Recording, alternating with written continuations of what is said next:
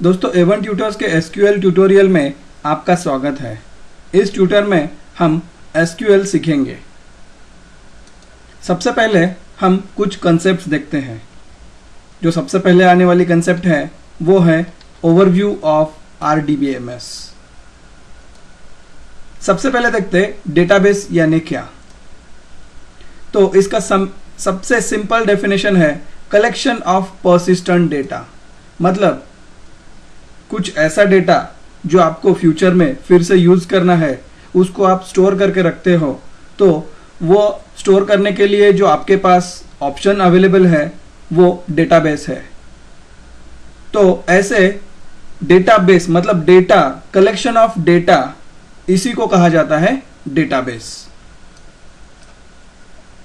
तो ये डेटाबेस आपको प्रॉपरली कंप्यूटर में स्टोर करके रखना है, तो उसके लिए जो सिस्टम अवेलेबल है उसे कहा जाता है डेटाबेस मैनेजमेंट सिस्टम, या फिर शॉर्ट में आप कह सकते हैं उसे DBMS। तो DBMS मतलब एक सॉफ्टवेयर सिस्टम जिसके द्वारा आप डेटा स्टोर करके रख सकते हो, पॉपुलेट कर सकते हो मतलब सिलेक्ट कर सकते हो, और उस डेटा पे आप कुछ क्वेरीज वगैरह लिख सकते हो। अगर डेटा बहुत ज्यादा है तो उसको प्रॉपरली मैनेज करना आप रेगुलर फाइल में पॉसिबल नहीं है।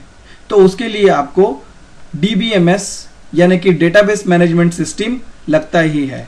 और ऐसे अलग अलग सॉफ्टवेयर्स मार्केट में अवेलेबल है जिसके द्वारा आप ये डेटाबेस मैनेज कर सकते हो। इन्हें कहा जाता है DBMS यानी कि डेटाबेस मैनेजमेंट सिस्टम्स।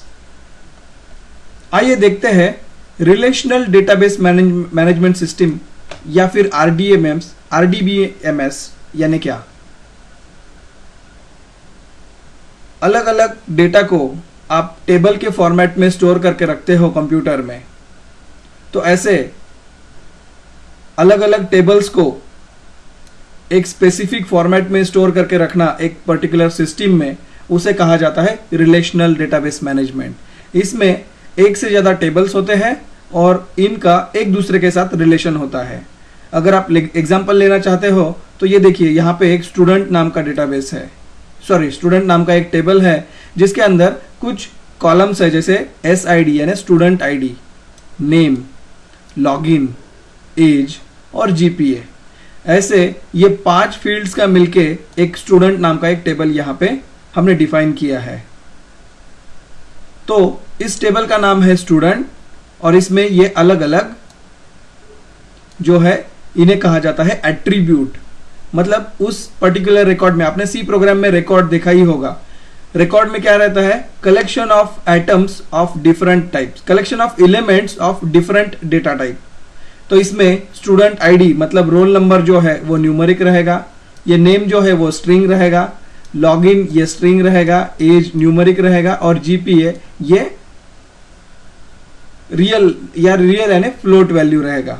तो ऐसे ये जो स्टूडेंट का जो आपने स्ट्रक्चर C प्रोग्राम में देखा है, उसको अगर आप इस पर्टिकुलर डेटाबेस मैनेजमेंट सिस्टम या फिर RDBMS में स्टोर करके रखते हो, तो स्टूडेंट नाम का टेबल बनेगा और उस टेबल के अंदर ये सभी कॉलम्स या फिर ये सभी वैल्यूज आप उसमें स्टोर करके रख सकते हो। ये हम आगे वाले एग्जांपल में देखते हैं। अभी सिर्फ इतना देखते हैं, RDBMS मतलब collection of number of tables, मतलब एक से ज्यादा टेबल्स का collection, and single schema. Schema मतलब क्या, सबसे पहले स्कीमा मतलब ये समझा के लेने की कोशिश करते हैं, definition of tables and attributes. तो इनका लॉजिकल एक स्कीमा बनता है। अगर आप एम्प्लॉय स्कीमा या फिर स्टूडेंट स्कीमा या फिर स्टाफ स्कीमा, ऐसे कुछ अलग अलग स्कीमा अगर आप डिफाइन करते हो, तो हर एक स्कीमा में जो टेबल्स रहेंगे वो लॉजिकली इंटर रिलेटेड रहते हैं। जैसे अगर आप स्टूडेंट का स्कीमा अगर आप डिफाइन करना चाहते हो, तो उस स्कीमा में कौन कौन से टेबल रहेंगे, स्टूडेंट, उनके कोर्सेस, मतलब एक स्टूडेंट कौन कौन से कोर्सेस में एनरोल करता है, वैसे ही उनका स्टाफ डिटेल्स, मतलब कोर्स में हर एक कोर्स के लिए कौन से टीचर है, उनका क्वालिफिकेशन, ये सब स्टोर करने के लिए, या फिर स्टूडेंट रिलेटेड उनके फीस वगैरह जो भी कलेक्शन है वो भी अगर आप चाहिए तो आप इसी सिंगल स्कीमा में डिफाइन कर सकते हो। तो ये हो गया स्टूडेंट का अलग स्कीमा।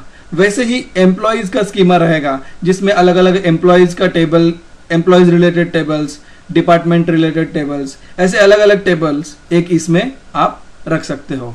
वैसे ही आप अलग अलग, जैसे आप अगर कोई आपका ट्रेडिंग सिस्टम है तो उस ट्रेडिंग मतलब कोई एक ट्रेडिंग सिस्टम का सॉफ्टवेयर है तो उसका अलग स्कीमा बनेगा। तो ऐसे लॉजिकली इंटर रिलेटेड जो टेबल्स है उनका एक स्कीमा बनता है। और ऐसे रिलेशनल डेटाबेस मैनेजमेंट में collection of tables and single schema, तो एक RDBMS जो है इसमें एक ही स्पेसिफिक स्कीमा रिलेटेड इंफॉर्मेशन आप एक RDBMS सिस्टम में स्टोर करके रखते हो। इस तरह से आप RDBMS के सहायता से आप अपना काम आसान करके ले सकते हो। अब आगे वाले जो एग्जाम्पल है इसमें हम टेबल्स थोड़ा डिटेल में जान लेंगे।